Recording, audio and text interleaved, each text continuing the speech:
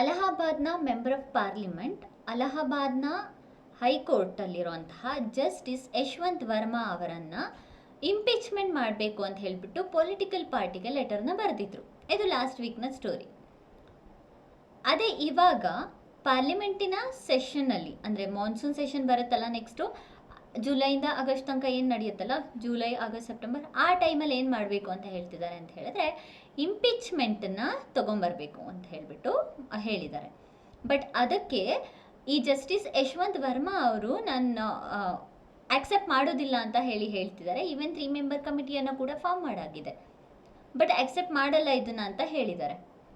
ಅದಕ್ಕೋಸ್ಕರ chief justice ಇದನ್ನು president ಅವರು ನೋಡ್ಕೋಬೇಕು ಅಂತ ಹೇಳಿಬಿಟ್ಟು ಫೈನಲ್ ಡಿಸಿಷನ್ನ ತಗೋಬೇಕು ಅಂತ ಹೇಳಿಬಿಟ್ಟು ಹೇಳಿದ್ದಾರೆ.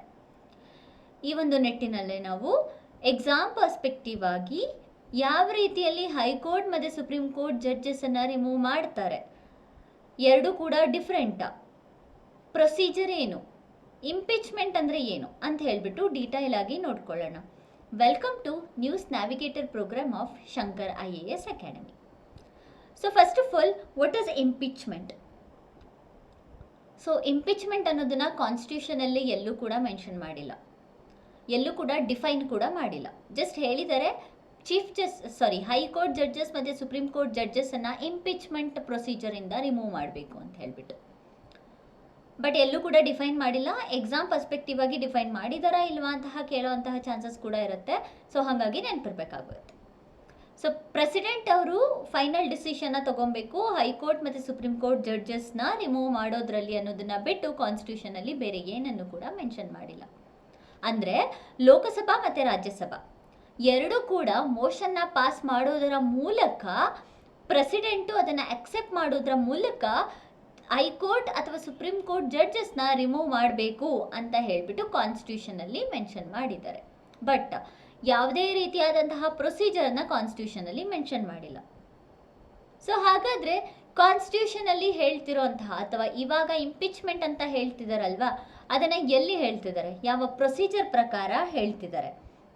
ಯಾವ ಪ್ರೊಸೀಜರ್ ಪ್ರಕಾರ ಹೇಳ್ತಿದ್ದಾರೆ ಅಂತ ಹೇಳಿದ್ರೆ ಜಡ್ಜಸ್ ಎನ್ಕ್ವೈರಿ ಆ್ಯಕ್ಟ್ 1968 ಇದರಲ್ಲಿ ಡೀಟೇಲ್ಡ್ ಎಲಾಬರೇಟ್ ಪ್ರೊಸೀಜರ್ನ ಬರೆದಿದ್ದಾರೆ. ಸೊ ಈ ಪ್ರೊಸೀಜರ್ನ ನಾವು ಹೈಕೋರ್ಟ್ ಮತ್ತು ಸುಪ್ರೀಂ ಕೋರ್ಟ್ ಜಡ್ಜಸನ್ನು ರಿಮೂವ್ ಮಾಡೋದಕ್ಕೋಸ್ಕರ ಯೂಸ್ ಮಾಡ್ತೀವಿ. ಯೂಶಲಿ ಯಾವ ರೀತಿ ರಿಮೂವ್ ಮಾಡಬೇಕು ಅನ್ನೋದನ್ನು ಎರಡು ರೀತಿಯಲ್ಲಿ ಹೇಳ್ತಾರೆ. ಕಾನ್ಸ್ಟಿಟ್ಯೂಷನಲ್ಲಿ ಮೆನ್ಷನ್ ಮಾಡಿದೆ ಕೂಡ ಇದ್ರ ಬಗ್ಗೆ. ಯಾವುದು ಅಂತ ಹೇಳಿದ್ರೆ ಇನ್ಕೆಪಾಸಿಟಿ ಮತ್ತು ಪ್ರೂವ್ಡ್ ಮಿಸ್ಬಿಹೇವಿಯರ್. ಇನ್ಕೆಪಾಸಿಟಿ ಅಂದರೆ ಏನು, ಪ್ರೂವ್ಡ್ ಮಿಸ್ಬಿಹೇವಿಯರ್ ಅಂದರೆ ಏನು ಅಂತ ಹೇಳಿಬಿಟ್ಟು ನೆಕ್ಸ್ಟ್ ನೋಡ್ಕೊಳ್ಳೋಣ. ಸೊ ಈ ಎರಡರ ಮೂಲಕ ಇಂಪೀಚ್ಮೆಂಟ್ನ ಮಾಡಲಾಗತ್ತೆ ಅಂತ ಹೇಳಿಬಿಟ್ಟು ಕಾನ್ಸ್ಟಿಟ್ಯೂಷನಲ್ಲಿ ಮೆನ್ಷನ್ ಮಾಡಿದ್ದಾರೆ. So next, is there any separate procedure for high court and supreme court judges removal? Answer is no. Why? Because we can see here article 124 subclause 4, article 217 ಮತ್ತೆ 124 subclause 4 ಮತ್ತೆ article 218. ಯಾಕೆ ಈ ಮೂರು ಆರ್ಟಿಕಲ್ಸ್ಗಳು ಇಂಪಾರ್ಟೆಂಟ್ ಅಂತ ಹೇಳಿದ್ರೆ ಆರ್ಟಿಕಲ್ 218 ಏನು ಹೇಳುತ್ತೆ ಅಂದರೆ ಸುಪ್ರೀಂ ಕೋರ್ಟ್ ಜಡ್ಜಸನ್ನು ರಿಮೂವ್ ಮಾಡೋದು, ಹೈಕೋರ್ಟ್ ಜಡ್ಜಸನ್ನು ರಿಮೂವ್ ಮಾಡುವಂತಹ ಪ್ರೊಸೀಜರ್ ಎರಡೂ ಕೂಡ ಒಂದೇ ಅಂತ ಹೇಳಿಬಿಟ್ಟು ಆರ್ಟಿಕಲ್ 218 ಹೇಳುತ್ತೆ. Which confirms that article 124 applies to high court judges also ಅಂತ ಹೇಳ್ಬಿಟ್ಟು. ನಂತರ ರಿಮೂವ್ ಮಾಡೋ ಪ್ರೊಸೀಜರ್ ಎರಡೂ ಕೂಡ ಸೇಮ್ ಪ್ರೊಸೀಜರನ್ನು ಫಾಲೋ ಮಾಡುತ್ತೆ. ಸೊ ಆರ್ಟಿಕಲ್ 124 ಸಬ್ಕ್ಲಾಸ್ 4 ಅಂದರೆ ಇಲ್ಲಿ ನಾವು ನೋಡ್ಬೋದು ಸುಪ್ರೀಂ ಕೋರ್ಟ್ ಜಡ್ಜಸ್ ಅಂತ ಏನಿದೆ ಅಲ್ಲ, procedure for removal of supreme court judges ಅಂತ, ಆ ಪ್ರೊಸೀಜರು ಹೈಕೋರ್ಟ್ ಜಡ್ಜಸ್ಗೂ ಕೂಡ ಸೇಮ್ ಅನ್ನೋದನ್ನು ಹೇಳೋದು ಆರ್ಟಿಕಲ್ 124 ಸಬ್ಕ್ಲಾಸ್ 4. ಸೊ ಆರ್ಟಿಕಲ್ 127 ಯಾವುದ್ರ ಬಗ್ಗೆ ಹೇಳುತ್ತೆ ಅಂತ ಹೇಳಿದ್ರೆ ಹೈಕೋರ್ಟ್ ಜಡ್ಜಸ್ನ ರಿಮೂವ್ ಮಾಡೋದ್ರ ಬಗ್ಗೆ ಹೇಳುತ್ತೆ. ಆರ್ಟಿಕಲ್ 218 ಏನು ಹೇಳುತ್ತೆ, ಹೈಕೋರ್ಟ್ ಮತ್ತು ಸುಪ್ರೀಂ ಕೋರ್ಟ್ ಎರಡಕ್ಕೂ ಕೂಡ ಸೇಮ್ ಪ್ರೊಸೀಜರ್ ಅಂತ ಹೇಳಿಬಿಟ್ಟು ಆರ್ಟಿಕಲ್ 218 ಹೇಳುತ್ತೆ. ನಂತರ ಆಲ್ರೆಡಿ ಗ್ರೌಂಡ್ ಫಾರ್ ರಿಮೂವಲ್ ಬಗ್ಗೆ ಹೇಳಿದೆ ಆ್ಯಂಡ್ ನೆಕ್ಸ್ಟ್ ಸ್ಲೈಡಲ್ಲಿ ಹೇಳ್ತೀನಿ ಅಂತಲೂ ಹೇಳಿದೆ. ಪ್ರೂವ್ಡ್ ಮಿಸ್ಬಿಹೇವಿಯರ್ ಮತ್ತು ಇನ್ಕೆಪಾಸಿಟಿ ಈ ಎರಡನ್ನೂ ಕೂಡ ಕಾನ್ಸ್ಟಿಟ್ಯೂಷನಲ್ಲಿ ಜಸ್ಟ್ ಮೆನ್ಷನ್ ಮಾಡಿದ್ದಾರೆ, ಬಟ್ ಡಿಫೈನ್ ಮಾಡಿಲ್ಲ. So what is proved misbehaviour or incapacity? Proved misbehaviour ಅಂತ ಹೇಳಿದ್ರೆ ಏನಾದರೂ ಎಲ್ಲ ಒಂದು ಆರ್ಗನೈಸೇಷನಲ್ಲಿ ಇರೋ ಥರ ಎಥಿಕಲ್ ವರ್ಕ್ ಕೂಡ ನಮ್ಮ ಜುಡಿಷಿಯರಿ ಲೆವೆಲಲ್ಲಿ ಕೂಡ ಇರುತ್ತೆ. Professional ethical procedures, judiciary professional ethical procedures, ಈ ಒಂದು ಸ್ಟ್ಯಾಂಡರ್ಡನ್ನು ಏನಾದರೂ ಜಡ್ಜಸ್ಗಳು ಫಾಲೋ ಮಾಡಿಲ್ಲ ಅಥವಾ ಜುಡಿಷಿಯರಲ್ಲಿ ವರ್ಕ್ ಮಾಡ್ತಿರೋರು ಫಾಲೋ ಮಾಡಿಲ್ಲ ಅಂತ ಹೇಳಿದ್ರೆ ಆ ಪ್ರೊಫೆಷನಲ್ ಸ್ಟ್ಯಾಂಡರ್ಡ್ಸ್ಗಳನ್ನ ಆಧಾರವಾಗಿ ಇಟ್ಕೊಂಡ್ಬಿಟ್ಟು ರಿಮೂವ್ ಮಾಡ್ತಾರಲ್ಲ, ಅದನ್ನು ಪ್ರೂವ್ಡ್ ಮಿಸ್ಬಿಹೇವಿಯರ್ ಅಂತ ಹೇಳಿಬಿಟ್ಟು ಕರೀತಾರೆ. ಅಂದರೆ ಅವ್ರು ಮಾಡಿರುವಂತಹ ಮಿಸ್ಬಿಹೇವಿಯರನ್ನು ಪ್ರೂವ್ ಮಾಡಬೇಕು, ಅದನ್ನು ಪ್ರೂವ್ಡ್ ಮಿಸ್ಬಿಹೇವಿಯರ್. ಇನ್ನು ಇನ್ಕೆಪಾಸಿಟಿ ಅಂತ ಹೇಳಿದ್ರೆ ಮೆಂಟಲಿ ಡಿಸ್ಟರ್ಬ್ ಆಗಿರ್ತದೆ ಅಥವಾ ಮೆಂಟಲಿ ಸ್ಟೇಬಲ್ ಆಗಿ ಜುಡಿಷಿಯರಿ ಆಕ್ಟಿವಿಟೀಸ್ಗಳನ್ನ ಮಾಡ್ತಿರಲ್ಲ, ಅದನ್ನು ಇನ್ಕೆಪಾಸಿಟಿ ಅಂತ ಹೇಳಿಬಿಟ್ಟು ಕರಿತೇವೆ. ಸೊ ಇದು ಎರಡು ಗ್ರೌಂಡನ್ನು ಯೂಸ್ ಮಾಡ್ಕೊಂಡ್ಬಿಟ್ಟು ರಿಮೂವ್ ಮಾಡುವಂತಹ ಪ್ರೊಸೀಜರನ್ನು ನಾವು ಕಾಣ್ಬೋದಾಗತ್ತೆ. ನೆಕ್ಸ್ಟು, ಯಾವ ಕಾನ್ಸ್ಟಿಟ್ಯೂಷನಲ್ಲಿ ಯಾವುದೇ ರೀತಿಯಾದಂತಹ ಪ್ರೊಸೀಜರ್ಸ್ನ ಬರೆದಿಲ್ಲ ಅಂತ ನಾನು ಹೇಳಿದೆ. ಯಾವುದ್ರಲ್ಲಿ ಮೆನ್ಷನ್ ಮಾಡಿದ್ದಾರೆ? ಜಡ್ಜಸ್ ಎನ್ಕ್ವೈರಿ ಆ್ಯಕ್ಟ್ 1968 ಅಂಡರಲ್ಲಿ ಮೆನ್ಷನ್ ಮಾಡಿದ್ದಾರೆ ಎಲಾಬರೇಟ್ ಪ್ರೊಸೀಜರ್ನ. ಸೊ ಆ ಪ್ರೊಸೀಜರ್ನ ನಾವು ನೋಡ್ಕೊಳ್ತಾ ಬರೋಣ. ಮೊದಲಿಗೆ ಪ್ರೊಸೀಜರ್ನ ಇನಿಷಿಯೇಟ್ ಮಾಡಬೇಕಂತ ಹೇಳಿದ್ರೆ 100 ಲೋಕಸಭಾ ಮೆಂಬರ್ಸ್ಗಳು ಮತ್ತು 50 ರಾಜ್ಯಸಭಾ ಮೆಂಬರ್ಸ್ಗಳು ಇನಿಷಿಯೇಟ್ನ ಮಾಡಬೇಕಾಗತ್ತೆ. ಸೊ ಈ ಇನಿಷಿಯೇಟ್ನ ಮಾಡಿದ್ಮೇಲೆ, ಇನಿಷಿಯೇಟ್ ಅಂತ ಹೇಳಿದ್ರೆ 100 ಜನ ಲೋಕಸಭಾ ಮೆಂಬರ್ಸ್ಗಳು ಮತ್ತು 50 ಜನ ರಾಜ್ಯಸಭಾ ಮೆಂಬರ್ಸ್ಗಳು ಇದಕ್ಕೆ ಸಪೋರ್ಟ್ನ ಮಾಡಬೇಕಾಗತ್ತೆ. ಯಾವುದಕ್ಕೆ? ಇಂಪೀಚ್ಮೆಂಟ್ನ ಮಾಡ್ತೀವಿ ಅಂತ ಹೇಳಿರ್ತಾರಲ್ವ ಅದಕ್ಕೆ. ಅದಾದ ನಂತರ ಇವರೇನು ಮಾಡ್ತಾರೆ? ಇಂಪೀಚ್ಮೆಂಟ್ ಮಾಡೋದನ್ನು ಸಬ್ಮಿಟ್ ಮಾಡ್ತಾರೆ. ಯಾರಿಗೆ? ಲೋಕಸಭಾದಲ್ಲಿರುವಂತಹ ಸ್ಪೀಕರ್ಗೆ ಅಥವಾ ರಾಜ್ಯಸಭಾದಲ್ಲಿ ಇರುವಂತಹ ಚೇರ್ಮನ್ಗೆ, ಇಬ್ಬರಲ್ಲಿ ಯಾರಿಗಾದ್ರೂ ಕೂಡ ಸಬ್ಮಿಟ್ನ ಮಾಡ್ತಾರೆ. ಸೊ ಸಬ್ಮಿಟ್ ಮಾಡಿದ್ಮೇಲೆ ಅದನ್ನು ಆಕ್ಸೆಪ್ಟ್ ಮಾಡಬೇಕಾ ಅಥವಾ ರಿಜೆಕ್ಟ್ ಮಾಡಬೇಕಾ ಅನ್ನೋದು ಯಾರ ಮೇಲಿರುತ್ತೆ? ಈ ಸ್ಪೀಕರ್ ಅಥವಾ ಚೇರ್ಮನ್ನು ಡಿಸೈಡ್ ಮಾಡ್ತಾರೆ. ನಂತರ ಈ ಪ್ರೊಸೀಜರ್ನ ಅಡ್ಮಿಟ್ ಮಾಡಿದ್ಮೇಲೆ 3 ಮೆಂಬರ್ ಕಮಿಟಿಯನ್ನು ಫಾರ್ಮ್ ಮಾಡ್ತಾರೆ. ಸೊ ಯಾಕೆ 3 ಮೆಂಬರ್ ಕಮಿಟಿ ಅಂತ ಹೇಳಿದ್ರೆ, ಬಂದಿರುವಂತಹ ಪ್ರೊಸೀಜರು ಅಥವಾ ಜಡ್ಜಸ್ ಯಾವ ಜಡ್ಜಸ್ಗಳನ್ನ ರಿಮೂವ್ ಮಾಡಬೇಕು ಅಂತ ಹೇಳ್ತಿದಾರಲ್ವ, ಅವರು ಪ್ರೂವ್ಡ್ ಮಿಸ್ಬಿಹೇವಿಯರ್ ಅಥವಾ ಇನ್ಕೆಪಾಸಿಟಿ ಎರಡರಲ್ಲಿ ಒಂದು ಪ್ರೊಸೀಜರ್ಗೆ ಅಳವಡಿಕೆ ಆಗ್ತಿದ್ದಾರಾ, ನಿಜವಾಗ್ಲೂ ತಪ್ಪು ಮಾಡಿದಾರಾ, ಅದನ್ನು ಎನ್ಕ್ವೈರಿ ಇನ್ವೆಸ್ಟಿಗೇಷನ್ ಕಮಿಟಿಯನ್ನು ಮಾಡ್ತಾರೆ. ಸೊ ಅವರು ಗಿಲ್ಟಿ ಇದಾರಾ ಇಲ್ವಾ ಅಂತ ಹೇಳಿಬಿಟ್ಟು ರಿಸಲ್ಟನ್ನ ಹೇಳ್ತಾರೆ, ಗಿಲ್ಟ್ ಇದಾರಾ ಅಥವಾ ಇಲ್ಲ ಅಂತ ಹೇಳಿಬಿಟ್ಟು. ಸೊ ಯಾರಿರ್ತಾರೆ ಈ 3 ಮೆಂಬರ್ ಕಮಿಟಿಯಲ್ಲಿ ಆಗಿದ್ರೆ ಅಂತ ಹೇಳಿದ್ರೆ, ಒಂದು ಚೀಫ್ ಜಸ್ಟಿಸ್ ಆಫ್ ಇಂಡಿಯಾ ಇರ್ತಾರೆ. ಚೀಫ್ ಜಸ್ಟಿಸ್ ಆಫ್ ಇಂಡಿಯಾ ಇಲ್ಲ ಅಂತ ಹೇಳಿದ್ರೆ ಸುಪ್ರೀಂ ಕೋರ್ಟ್ ಜಡ್ಜ್ ಇರ್ತಾರೆ. ಅವರ ಜೊತೆಗೆ high court chief justice of high court ಇರ್ತಾರೆ. ಅದ್ರ ಜೊತೆಗೆ ಡಿಸ್ಟಿಂಗ್ವಿಶ್ಡ್ ಜೂರಿಸ್ಟ್. ಈ 3 ಜನ ಕೂಡ ಈ ಒಂದು ಇನ್ವೆಸ್ಟಿಗೇಷನ್ನಲ್ಲಿ ಕಮಿಟಿಯನ್ನು ಫಾರ್ಮ್ ಮಾಡ್ತಾರಲ್ವ ಅದರಲ್ಲಿ ಇರ್ತಾರೆ.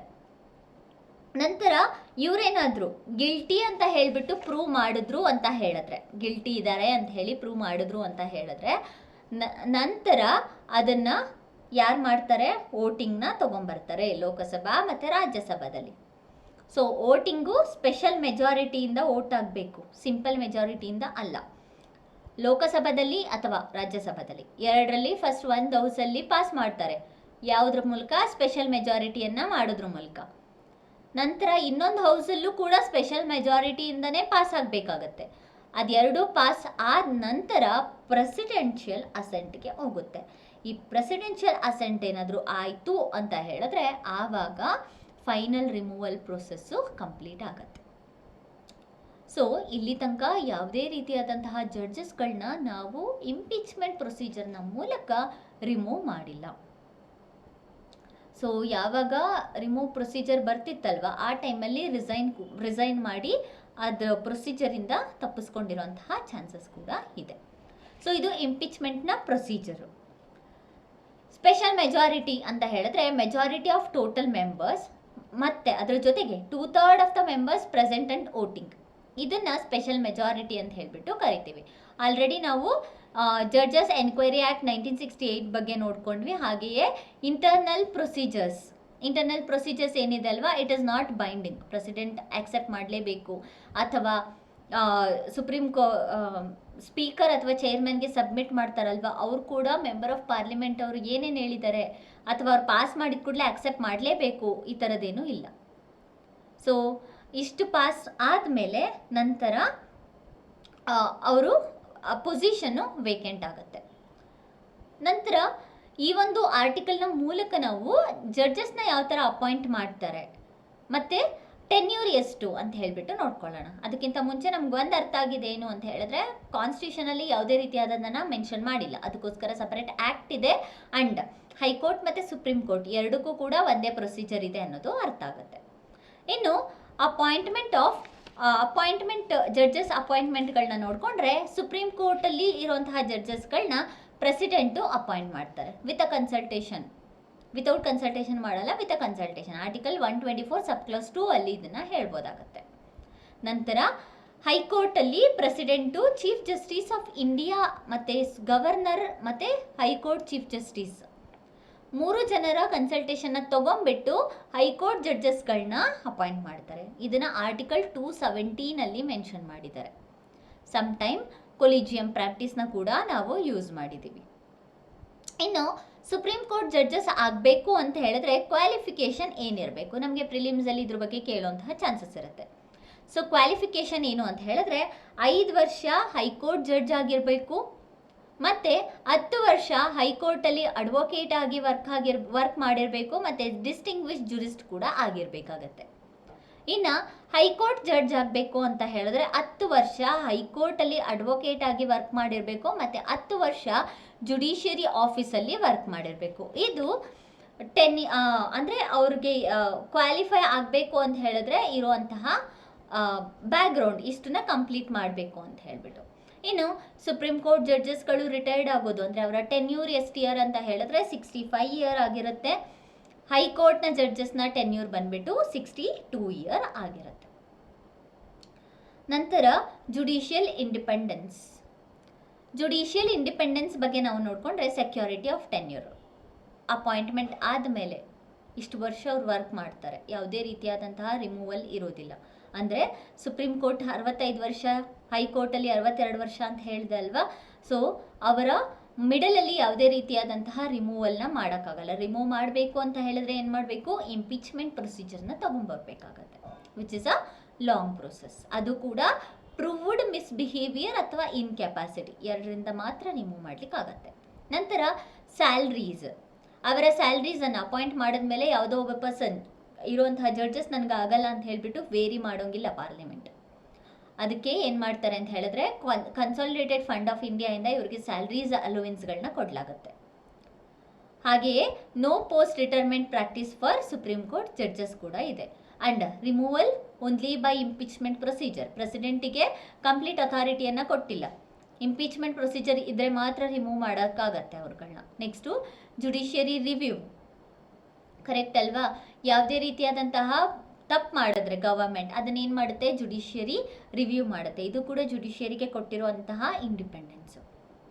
Judicial activism, for example pollution related ಏನಾದರೂ ಗೌರ್ಮೆಂಟ್ ಇನ್ನೂ ಏನು ಸ್ಟೆಪ್ಸ್ ತಗೊಂಡಿಲ್ಲ ಅಂತ ಹೇಳಿದ್ರೆ ಆ ಟೈಮಲ್ಲಿ ಏನಾಗುತ್ತೆ? ಜುಡಿಷಿಯರಿ ಆಕ್ಟಿವಿಸಮ್ನ ಮಾಡುತ್ತೆ. ಜುಡಿಷಿಯರಿನೇ ತನ್ನ ಸ್ವಂತ ಡಿಸಿಷನ್ನ ತಗೊಳ್ಳುತ್ತೆ ಅಲ್ವಾ. ನಂತರ separation of power, article 50 DPSP ಅಲ್ಲಿರುವಂತಹ article 50 separation of power between the executive and judiciary, separate ಎರಡು ಕೂಡ ಅಂತ ಹೇಳಿಬಿಟ್ಟು ಆರ್ಟಿಕಲಲ್ಲೇ ಮೆನ್ಷನ್ ಮಾಡಿದ್ದಾರೆ, ಅಂದರೆ ಕಾನ್ಸ್ಟಿಟ್ಯೂಷನಲ್ಲೇ ಮೆನ್ಷನ್ ಮಾಡಿದ್ದಾರೆ. ಸೊ ಇದಿಷ್ಟು ಜುಡಿಷಿಯರಿ ಇಂಡಿಪೆಂಡೆನ್ಸು ನಾವು ಹೈಕೋರ್ಟ್ ಅಥವಾ ಸುಪ್ರೀಂ ಕೋರ್ಟ್ ಲೆವೆಲಲ್ಲಿ ಕೊಟ್ಟಿರೋವಂಥದ್ದು. ಇದನ್ನು ನಮಗೆ ಪ್ರಿಲಿಮ್ಸ್ ಮತ್ತು ಮೇನ್ಸ್ ಎರಡರಲ್ಲೂ ಕೇಳುವಂತಹ ಚಾನ್ಸಸ್ ಇರುತ್ತೆ. ಜುಡಿಷಿಯರಿ ಬಗ್ಗೆ ಮೇನ್ಸಲ್ಲಿ ಕೇಳುವಂತಹ ಚಾನ್ಸಸ್ ಇರುತ್ತೆ, ಬಿಕಾಸ್ ಈಗ ಇಂಪೀಚ್ಮೆಂಟ್ ಪ್ರೊಸೀಜರ್ ಆಗ್ತಿರೋದು ಮತ್ತು ಲಾಸ್ಟ್ ಕೇಸಸ್ ಆಗಿದ್ದು ಆ್ಯಂಡ್ ಜುಡಿಷಿಯರಿ ರಿಸರ್ವೇಷನ್ಸ್ ಬಗ್ಗೆ ನ್ಯೂಸಲ್ಲಿರೋದು, ಇದೆಲ್ಲದರಿಂದ ನಮಗೆ ಎಕ್ಸಾಮ್ ಪರ್ಸ್ಪೆಕ್ಟಿವಲ್ಲಿ ಕೇಳುವಂತಹ ಚಾನ್ಸಸ್ ಇರುತ್ತೆ. ನೆಕ್ಸ್ಟ್ ಇಲ್ಲೊಂದು ಪ್ರಿಲಿಮ್ಸ್ ಕ್ವಶನ್ ಇದೆ, ಅದನ್ನು ಪ್ರಾಕ್ಟೀಸ್ ಕೂಡ ಮಾಡ್ಕೊಳ್ಳೋಣ. Which article provides for the impeachment of supreme court judges? ಯಾವ ಆರ್ಟಿಕಲ್ಲು ಆಲ್ರೆಡಿ ನಾವು ಡಿಸ್ಕಸ್ ಮಾಡಿದ್ವಿ. ಆರ್ಟಿಕಲ್ 124 ಸಬ್ ಕ್ಲಾಸ್ 4 ಇಂಪೀಚ್ಮೆಂಟ್ ಬಗ್ಗೆ ಹೇಳಿದ್ದಾರೆ. ಸುಪ್ರೀಂ ಕೋರ್ಟ್ ಮತ್ತು ಹೈಕೋರ್ಟ್ದು ಇಂಪೀಚ್ಮೆಂಟು, ಬಟ್ ಇದರಲ್ಲಿ ಸುಪ್ರೀಂ ಕೋರ್ಟ್ ಜಡ್ಜಸ್ ಮಾತ್ರ ಕೇಳಿರೋದ್ರಿಂದ ಆರ್ಟಿಕಲ್ 124 ಸಬ್ ಕ್ಲಾಸ್ 4 ಮೆನ್ಷನ್ ಮಾಡಿದ್ದಾರೆ. ಸೊ ಇದಿಷ್ಟು ಈ ಇಂಪೀಚ್ಮೆಂಟ್ ಪ್ರೊಸೀಜರ್ ಬಗ್ಗೆ. ಈಗ ಮಾನ್ಸೂನಲ್ಲಿ ಫೈನಲ್ ಆಗಿ ಇಂಪೀಚ್ಮೆಂಟ್ನ ಮಾಡಬೇಕು ಅಂತ ಹೇಳಿಬಿಟ್ಟು ಡಿಸ್ಕಷನ್ಸ್ ಕೂಡ ಆಗಿದೆ ಆಲ್ರೆಡಿ. ಆ ಸೆಷನ್ ಕೂಡ ಮುಗ್ದಿದೆ. ಈ ಹೊಸ ಆರ್ಟಿಕಲ್ನ ನೋಡಿದ್ರೆ ಗೊತ್ತಾಗುತ್ತೆ. ಸೊ ಗೌರ್ಮೆಂಟ್ ಆಲ್ರೆಡಿ ಮೋಷನ್ನ ಪಾಸ್ ಮಾಡಿದೆ ಇಂಪೀಚ್ಮೆಂಟ್ ಮಾಡಬೇಕಂತ ಹೇಳಿಬಿಟ್ಟು. ಮಾನ್ಸೂನ್ ಸೆಷನ್ ಬರುತ್ತಲ್ಲ ಆಗ ಜಸ್ಟಿಸ್ ಯಶವಂತ್ ವರ್ಮಾ ಅವರನ್ನು ರಿಮೂವ್ ಮಾಡಬೇಕು ಅಂತ ಹೇಳಿಬಿಟ್ಟು ಮೂವ್ನ ಮಾಡಿದೆ. ಸೊ ಇದಕ್ಕೆ ಕಮಿಟಿಯನ್ನು ಕೂಡ ಫಾರ್ಮ್ ಮಾಡಿದೆ. ಚೀಫ್ ಜಸ್ಟಿಸ್ ಆಫ್ ಇಂಡಿಯಾ ರೆಕಮೆಂಡೇಶನ್ನ ಕೂಡ ಕೊಟ್ಟಿದೆ ರಿಮೂವಲ್ನ ಮಾಡಬೇಕು ಅಂತ ಹೇಳಿಬಿಟ್ಟು. ಹಾಗೆಯೇ ಇವರು ರೆಫ್ಯೂಸ್ ಮಾಡ್ತಿದ್ದಾರಲ್ವಾ ರಿಸೈನ್ ಮಾಡೋದಕ್ಕೆ, ಆ ರಿಸೈನ್ ಮಾಡೋದಕ್ಕೆ ರೆಫ್ಯೂಸ್ ಮಾಡ್ತಿರೋದ್ರಿಂದ ಚೀಫ್ ಜಸ್ಟಿಸ್ ಅವರು ಪ್ರೆಸಿಡೆಂಟ್ ಮತ್ತು ಪ್ರೈಮ್ ಮಿನಿಸ್ಟರ್ ಇಬ್ಬರಿಗೂ ಕೂಡ ಆ್ಯಕ್ಷನ್ನ ತೊಗೊಬೇಕು ಅಂತ ಹೇಳಿಬಿಟ್ಟು ಈ ಒಂದು ಪ್ರೊಸೀಜರಲ್ಲಿ ಹೇಳಿದ್ದಾರೆ. ಸೊ ಆಲ್ರೆಡಿ ನಾವು ಇದನ್ನೆಲ್ಲದನ್ನು ನೋಡ್ಕೊಂಡಿದ್ವಿ. ಸೊ ಮೋಷನ್ ಏನೇನು ಬೇಕು ಅಂತ ಹೇಳಿಬಿಟ್ಟು ನೋಡ್ಕೊಂಡ್ವಿ. ಸೊ ಮಾನ್ಸೂನ್ ಸೆಷನ್ನು ಅಂದರೆ ಜುಲೈ ಆಗಸ್ಟ್ ಟೈಮಲ್ಲಿ ನಡೆಯುತ್ತೆ. ಸೊ 3 ಪಾರ್ಲಿಮೆಂಟ್ರಿ ಸೆಷನ್ಸ್ ಇದೆ ಅಲ್ವಾ, ಅದರಲ್ಲಿ ಮಾನ್ಸೂನ್ ಸೆಷನ್ ಕೂಡ one of the session. So ಇದರಲ್ಲಿ ಟೋಟಲ್ ಮಿನಿಮಮ್ 1 ಸೆಷನ್ನು ಎವ್ರಿ 6 ಮಂತ್ಗೆ ಒಂದ್ಸಲ ಆಗಲೇಬೇಕು. It is mandatory under article 85. Session ಬಗ್ಗೆ ನಮಗೆ ಪ್ರೀವಿಯಸ್ ಇಯರ್ ಕ್ವಶನ್ಸಲ್ಲೂ ಕೇಳಿದ್ದಾರೆ. ಸೊ ಹಾಗಾಗಿ ನೆನ್ಪಿಟ್ಕೊಳ್ಳಿ, ಸೆಷನ್ನ ಆರ್ಟಿಕಲ್ 85 ಅಂಡರಲ್ಲಿ ಅಟ್ಲೀಸ್ಟ್ 6 ಮಂತಿಗೆ 1 ಸೆಷನ್ ಆದರೂ ಕೂಡ ಮಾಡಬೇಕು ಅಂತ ಹೇಳಿಬಿಟ್ಟು ಮೆನ್ಷನ್ನ ಮಾಡಿದ್ದಾರೆ. ಇನ್ನು supreme court composition, high court composition ಇದೆಲ್ಲದನ್ನು ಕೂಡ ನೋಡ್ಕೊಂಡ್ವಿ. ಇಲ್ಲಿ ಇನ್ನೊಂದು ಪ್ರಿಲಿಮ್ಸ್ ಪ್ರಾಕ್ಟೀಸ್ ಕ್ವಶನ್ ಇದೆ. Consider the following statement regarding the impeachment of judges in India. Impeachment ಪ್ರೊಸೀಜರ್ನು ಕೂಡ ನೋಡ್ಕೊಂಡಿದ್ದೀವಿ. ಸೊ ಕ್ವಶನ್ನ ನೋಡ್ಕೊಳ್ಳೋಣ. The constitution mandates that a judge of a high court or supreme court can be removed by the president only on the recommendation of judicial inquiry committee constituted by the chief justice of India.